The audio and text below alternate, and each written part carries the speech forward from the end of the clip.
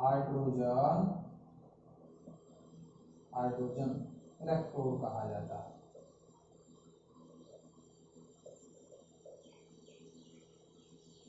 क्या होता है इसको देखो, ये मानक इलेक्ट्रोड की तरह कार्य करता है। इसको हम मानक इलेक्ट्रोड भी कहते हैं। क्या कहते हैं? मानक इलेक्ट्रोड भी कहते हैं। तो मानक इलेक्ट्रोड क्या होता है देखो, उसमें इसको हाइड्रोजन इलेक्ट्रोड क्यों कहते हैं, मानक इलेक्ट्रोड क्यों माना जाता है, किस तरीके से ये काम आता है, क्या इसकी व्यवस्था है। ठीक है, देखो इसमें क्या होता है कि एक पात्र है, एकल इलेक्ट्रोड का काम करता है। जब किसी एकल इलेक्ट्रोड का पोटेंशियल ज्ञात करना होता है तो उसको काम में लेते हैं। ठीक है, तो वास्तव में ये है क्या, पहले उसको समझ लेते हैं। तो उसमें एक बीकर होता है, उस बीकर में HCl का विलयन भरा होता है। कौन सा विलयन भरा होता है? HCl का विलयन भर देते हैं। HCl का विलयन भरा होता है। HCl विलयन जिसकी सांद्रता होती है 1 मोलर। ठीक है, इसमें एक इस तरीके की कांच की नली होती है, इस तरीके से। ठीक है, और इस कांच की नली में यहां से इलेक्ट्रोड लगा होता है। इसको हम प्लेटिनम लेपित इलेक्ट्रोड कहते हैं। कैसा इलेक्ट्रोड है? प्लेटिनम लेपित इलेक्ट्रोड है। इस पे प्लेटिनम लेपित किया हुआ है, तो प्लेटिनम लेपित इलेक्ट्रोड कहलाता है। ठीक है, इसमें एक जो ट्यूब है, इसके अंदर हाइड्रोजन गैस प्रवाहित करने के लिए स्पेस होता है। तो यहाँ हाइड्रोजन गैस प्रवाहित की जाती है। ठीक है, ये जो गैस प्रवाहित की जाती है इसका प्रेशर फिक्स रखा जाता है, 1 बार पर इसमें प्रवाहित की जाती है। और ये जो एक्सपेरिमेंट हम कर रहे हैं वो 298 केल्विन ताप पर किया जाता है सारा काम। ठीक है, ये इलेक्ट्रोड है आपका। अब ये जो आपके इस तरीके के इंस्ट्रूमेंट हैं, ये जो हमने जमाया है, ये पूरा SHE कहलाता है। क्या होती है SHE? HCl विलयन की 1 मोलर सांद्रता में प्लेटिनम लेपित इलेक्ट्रोड 2 बार रहता है और उसमें हाइड्रोजन गैस प्रवाहित होती है 1 बार दाब पर। कितने बार दाब पर? 1 बार दाब पर। इसको हम SHE कहते हैं, यानी मानक इलेक्ट्रोड कहते हैं। और इसी को हम संदर्भ हाइड्रोजन इलेक्ट्रोड कहते हैं। हाइड्रोजन इलेक्ट्रोड इसलिए कहा जाता है क्योंकि हाइड्रोजन गैस काम में आती है, या फिर H+ आयन भी काम में आते हैं इसमें। तो हाइड्रोजन गैस की वजह से इसको हाइड्रोजन इलेक्ट्रोड कहते हैं। संदर्भ इलेक्ट्रोड या मानक इलेक्ट्रोड क्यों कहते हैं? क्योंकि इस इलेक्ट्रोड की सहायता से किसी भी एकल इलेक्ट्रोड का पोटेंशियल हम ज्ञात कर सकते हैं। भाई जैसे पोटेंशियल ज्ञात करना हो तो हम पोटेंशियोमीटर से 2 चीजें जोड़ेंगे जब तो पोटेंशियल ज्ञात होगा। जैसे एक सेल यहाँ जोड़ दिया, एक सेल यहाँ जोड़ दिया है, और पोटेंशियोमीटर से हमने उसका विभव ज्ञात कर लिया कि इसका विभव कितना है, तो वो दोनों का अंतर ही तो आएगा। तो होता क्या है कि जैसे मुझे केवल एकल इलेक्ट्रोड का पोटेंशियल ज्ञात करना हो, कॉपर सल्फेट के इलेक्ट्रोड का पोटेंशियल ज्ञात करना है। डेनियल सेल में दो देखे थे हमने, एक तो जिंक सल्फेट देखा था और एक कॉपर सल्फेट, यानी कॉपर इलेक्ट्रोड एक जिंक इलेक्ट्रोड देखा था। उनका पोटेंशियल जो आया था वो डेनियल सेल का पोटेंशियल था। तो वो दोनों के अंतर के आधार पर ही तो आया था। अगर मुझे केवल जिंक का ज्ञात करना हो, जैसे हमने लिखा था जिंक का मानक इलेक्ट्रोड पोटेंशियल कितना लिखा था? -0.76 वोल्ट लिखा था, जबकि कॉपर का लिखा था +0.34 वोल्ट लिखा था। आखिर ये क्यों होता है, कैसे होता है, ये कहां से आया, उसी को समझाने के लिए हमें किसी मानक इलेक्ट्रोड की आवश्यकता पड़ती है। वही ये मानक इलेक्ट्रोड है। अब ये जो मानक इलेक्ट्रोड है ये कैथोड का भी काम कर सकता है, एनोड का भी काम कर सकता है। कैसे? वो इलेक्ट्रोकेमिकल सीरीज के आधार पर, इलेक्ट्रोकेमिकल सीरीज के आधार पर। तो ये सीरीज तो आपने पढ़ी होगी और एक बार व्याख्या करेंगे अगले लेक्चर में इसके बारे में कि इलेक्ट्रोकेमिकल सीरीज क्या होती है। अभी बस इतना समझ लो कि इलेक्ट्रोकेमिकल सीरीज में जो ऊपर आते हैं वो ऑक्सीकरण करवाते हैं, यानी वो एनोड का काम करते हैं। एनोड इलेक्ट्रोड का काम करते हैं, और जो नीचे आते हैं इलेक्ट्रोकेमिकल सीरीज में उनमें रिडक्शन होता है और वो कैथोड का काम करते हैं। किसका काम करते हैं? कैथोड वाले इलेक्ट्रोड का काम करते हैं और शेल बना लेते हैं। तो इस तरीके से बनाते हैं। अब ये जो SHE है, कुछ इलेक्ट्रोड तो इससे ऊपर होते हैं, कुछ इलेक्ट्रोड इससे नीचे होते हैं। यदि कोई इलेक्ट्रोड हमने ऊपर वाला लिया है तो वो खुद एनोड का काम करेगा और SHE कैथोड का काम करेगा। यदि मैंने SHE से नीचे का कोई इलेक्ट्रोड लिया, जैसे ये SHE चल रहा है, इलेक्ट्रोकेमिकल सीरीज में आता है, इससे ऊपर की अगर मैंने कोई धातु ले ली तब तो ये धातु एनोड का काम करेगी और SHE किसका काम करेगा? कैथोड का काम करेगा। ठीक है। यदि मैंने इसके नीचे वाली धातु ले ली, नीचे वाला इलेक्ट्रोड ले लिया, तो अब SHE एनोड का काम करेगी और ये आपका कैथोड का काम करेगा। ठीक है। तो उसके आधार पर हम सेल पोटेंशियल देख लेते हैं।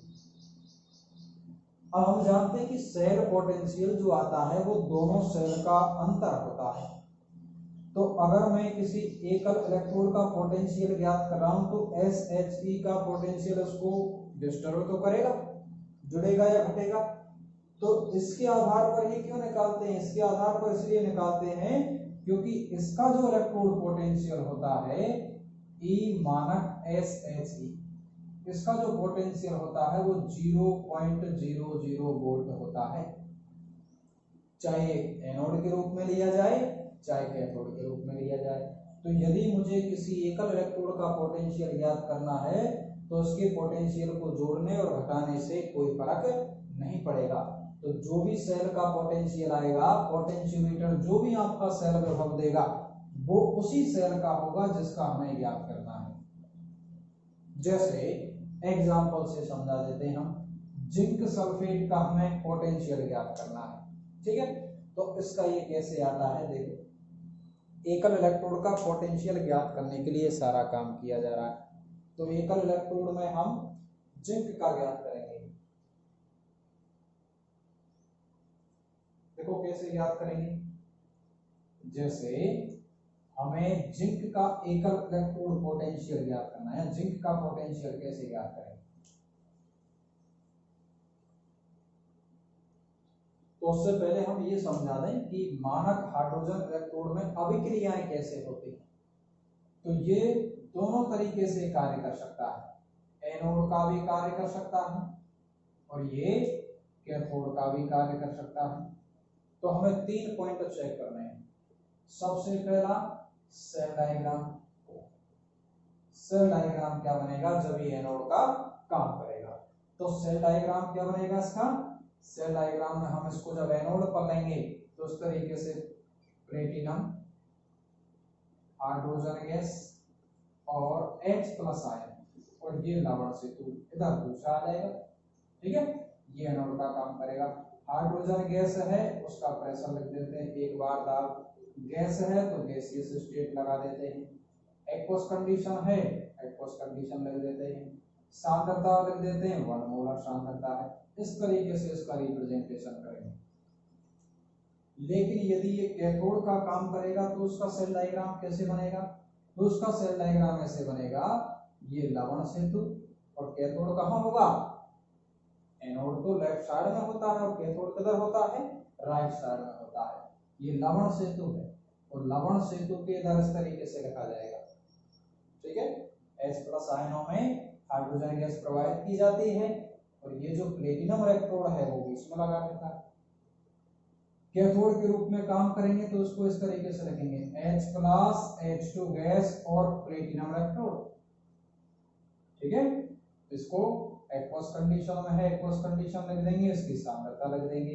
ये गैसियस स्टेट में है, प्रेशर कितना है, एक बार दाब लिख देंगे।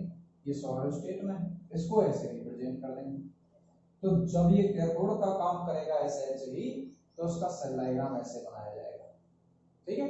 अब जिस सेल का हमें पोटेंशियल ज्ञात करना है वो यहाँ लगा देंगे।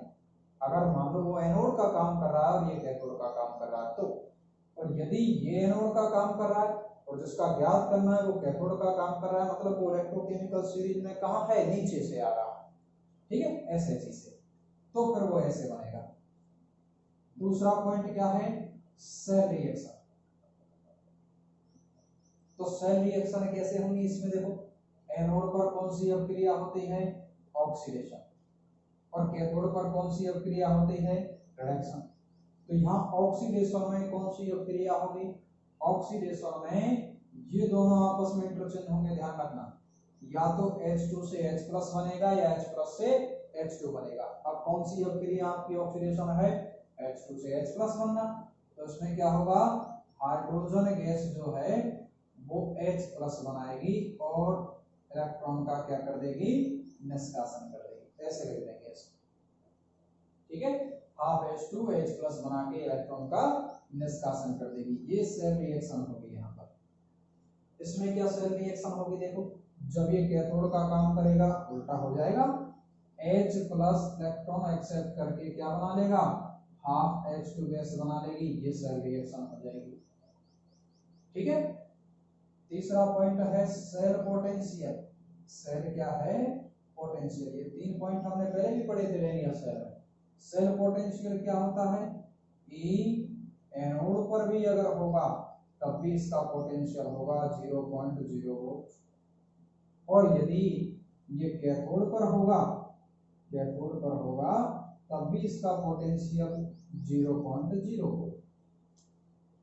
तो चूंकि इसका पोटेंशियल 0 होता है, इसलिए इसको हम किसी भी एक इलेक्ट्रोड के साथ जब सेल बनाते हैं तो इसके जुड़ने और घटने से पोटेंशियल पर कोई प्रभाव नहीं पड़ता है, ठीक है। अगला देखो, अब हम किसी एकल इलेक्ट्रोड का पोटेंशियल ज्ञात करके दिखाते हैं आपको, कैसे ज्ञात करेंगे।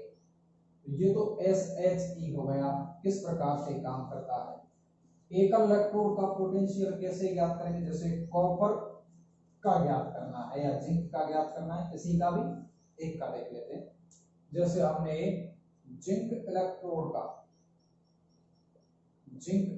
का पोटेंशियल ज्ञात करना है, कैसे ज्ञात करेंगे, देखो ये हमने देखा सबसे पहले तो कि जिंक कहाँ होता है और SHE कहाँ होता है। तो आप देखोगे कि इलेक्ट्रोकेमिकल सीरीज में जो जिंक होता है वो SHE से ऊपर आता है, ठीक है। इलेक्ट्रोकेमिकल सीरीज में बीच में होता है SHE, जिसका पोटेंशियल 0.0 वोल्ट दे रखा है, ठीक है। इलेक्ट्रोकेमिकल सीरीज पढ़ेंगे जब समझाएंगे इसको। तो आगे देखो, इसका जो पोटेंशियल है, यानी ये तो किसका काम करेगा, एनोड का काम करेगा, ऊपर आ रहा है सीरीज में, और ये किसका काम करेगा, कैथोड का काम करेगा, ठीक है। कैसे बनेगा देखो, तो सबसे पहला पॉइंट है सेल डायग्राम बनाना है हमको। सेल डायग्राम कैसे बनाएंगे, इधर तो एनोड आएगा, एनोड का काम कौन कर रहा है, जिंक, तो जिंक को कैसे रखेंगे, जिंक सॉलिड है, किसमें डूबा हुआ है, जिंक सल्फेट में डूबा हुआ है, Zn+2 की 1 मोलर सांद्रता में डूबा हुआ। ये लवण सेतु लिख दिया हमने। इधर क्या लिख देंगे साहब, कैथोड का काम करेगा तो H+, एक्वस कंडीशन 1 मोलर, और H2 गैस 1 बार दाब पर गैस है, और प्लेटिनम इलेक्ट्रोड। ऐसे ये सेल डायग्राम बना देंगे। दूसरा पॉइंट क्या है, दूसरा पॉइंट है सेल रिएक्शन। तो सेल रिएक्शन कैसे होंगी, एक तो एनोड पर रिएक्शन देखेंगे हम, और एक कैथोड पर रिएक्शन देखेंगे। देखो एनोड का काम कौन कर रहा है, जिंक इलेक्ट्रोड, तो जिंक इलेक्ट्रोड एनोड का काम कर रहा है, तो ऑक्सीकरण हो जाएगा, Zn+2 और 2 इलेक्ट्रॉन निकाल देगा, ठीक है। कैथोड पर रिएक्शन कैसे होगी, चूंकि 2 इलेक्ट्रॉन है तो उसको डबल कर देंगे अभिक्रिया को, यानी रिडक्शन होगा कैथोड पर। रिडक्शन में क्या होगा, H2 किस्म वो H+ किस्म हो जाएगी H2 में, यानी 2H+ 2 इलेक्ट्रॉनों को एक्सेप्ट करके क्या बना लेगी, H2 गैस बना लेगी। ये आपकी रिएक्शन हो जाएगी, ठीक है। नेट रिएक्शन लिखेंगे तो क्या बनेगी, देखो Zn+2H+, और इससे क्या बन जाएगा, H2 + Zn+2, ये टोटल नेट रिएक्शन हो जाएगी। तो ये तो 2 पॉइंट हो गए, सेल रिएक्शन और सेल डायग्राम। अगला पॉइंट है सेल पोटेंशियल। कैसे निकालेंगे, देखो सेल पोटेंशियल कैसे निकाला जाएगा। जैसे ये हमने कॉपर इलेक्ट्रोड ले लिया, और ये SH ही ले लिया, ये SH ही ले लिया उसका इलेक्ट्रोड, और ये पोटेंशियोमीटर से हमने इनको जोड़ दिया दोनों को, जिंक सल्फेट में डुबो दिया जिंक को, और इधर से ये प्लेटिनम लेपित इलेक्ट्रोड है HCl का 1 मोलर विलयन है, H2 गैस प्रवाहित कर दी, ये प्लेटिनम लेपित इलेक्ट्रोड है। ठीक है, इस तरीके से हमने इसका सेल डायग्राम बना लिया। ये लो साहब हमने लवण सेतु लगा लिया है। अब क्या होगा, इसका पोटेंशियल आएगा, और इसके पोटेंशियल को तो हम माप ही सकते हैं। इसका पोटेंशियल कितना आएगा, इसका पोटेंशियल आया इसमें 0.76 वोल्ट। गैल्वेनोमीटर या पोटेंशियोमीटर कभी भी माइनस में नहीं देता है, ध्यान रखना। तो उसका पोटेंशियोमीटर में पोटेंशियल कितना आ गया, 0.76 वोल्ट आ गया। तो हम निकालते कैसे हैं, सूत्र देखो, ई सेल बराबर ई कैथोड माइनस ई एनोड, ये फॉर्मूला हम निकालते हैं इसी तरीके से, इस फॉर्मूले से निकालते हैं सेल पोटेंशियल। सेल का जो पोटेंशियल है वो दिया जा रहा है, कितना दिया जा रहा है, 0.76 वोल्ट। कैथोड कौन है, प्लेटिनम, वो सॉरी SH, पोटेंशियल कितना है 0.0। एनोड का हमें ज्ञात करना है, इसका तो ज्ञात ही करना है, हमें क्या पता इसका कितना है, तो इसको हमने लिख दिया x। ये चीज इधर आ जाएगी, तो ये इसको पक्षांतर करके इधर ले जाएंगे। तो हमें यदि x का मान निकालना हो तो ये चीज 0.0 में से माइनस कर देंगे इसको, तो 0.00 माइनस 0.76 वोल्ट, तो x का मान कितना आ गया, माइनस 0.76 वोल्ट। और यही आपका जो पोटेंशियल है वो हम मानक इलेक्ट्रोकेमिकल सीरीज के अंदर रखते हैं।